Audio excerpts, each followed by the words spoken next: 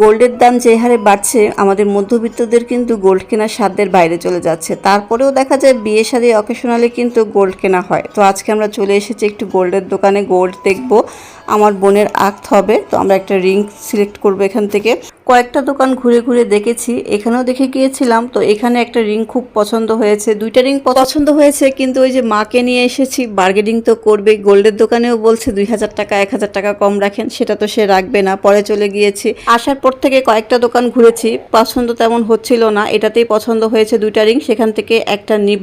এই সুযোগে আমার অনেকগুলো আংটি পরা হয়েছে, যেহেতু আমার হাতের মাপেরই নেওয়া হবে। ছেলেদের হাতটা একটু শক্ত বা মোটা হয়ে থাকে, আর আমার হাত একটু মোটা গুলুমুলু, তো এই জন্য আমার হাতের মাপেরই নিচ্ছিলাম। তারপরেও একটু ঢিলা হয়ে গেছে।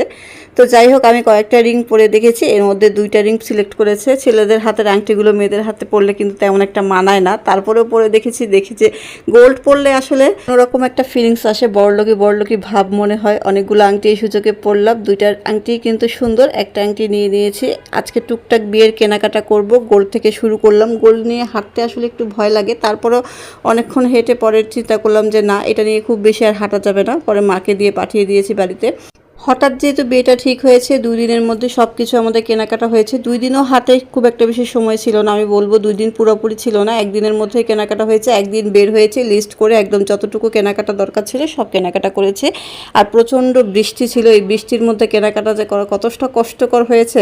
যতটুকু কেনাকাটা না করলেই নয়, যতটুকু রিচুয়াল পালন না করলেই হয়, ততটুকুই আমরা করেছি। আসলে মুরব্বীরা অনেকেই অনেক কথা বলে, একটু হলুদ ছোঁয়াতে হয়, না ছোঁয়ালে হয় না। তো এর জন্যই হচ্ছে একটু হলুদের চিন্তা করলাম, যেহেতু হলুদ ছোঁয়াবই, একটু সাজুগুজু করে রেডি হয়ে বসুক, যাতে কয়েকটা ছবি তোলা থাকে, যেহেতু আক্ত আর বিয়ে কিন্তু একই। ইতিমধ্যে আপনাদের সাথে অনেকগুলো হলুদের রিলস আমি শেয়ার করেছি, ফটো শেয়ার করেছি, খুব ভালো সাড়া পেয়েছি। আসলে আমার এডিটিং করতে অনেকটা আলসেমি লাগে, আমার এখনও হলুদের এডিটিং বাকি আছে, মানে আক্তেরটা বাকি আছে, এখনও আমি করিই নাই, ভালো লাগছিল না। মানে এগুলো করতে আসলে ভয়েস ওভার দিতে মনে হয় অনেক টাইমের ব্যাপার। তো ভাবলাম ছোট্ট করে আজকে একটা টুকিটাকি কেনাকাটার ভিডিও আপনাদের সাথে শেয়ার করি। যেহেতু হলুদ আর বিয়ের অনুষ্ঠানগুলোতে একদম সব কিছু নতুন পরতে হয়, তো টুকটাক আমরা কিছু নিয়ে নিলাম, যেগুলো মেয়ে নতুনভাবে পরবে, মানে হলুদের সময় পরবে, হলুদের সময় ব্যবহার করবে, তো সেইগুলোই নিলাম। সাথে একটা রেডিমেড ব্লাউজও নিলাম, কারণ দেখা যায় যে শাড়ির সাথে ব্লাউজ বানাতে গেলে অনেকটা টাইম লেগে যায়। শপিং শেষে যখন বাড়িতে যাবো, রিক্সা ঠিক করব, তখন এমন অবস্থা হয়েছে, কাদার মধ্যে জুতা আটকে ছিল,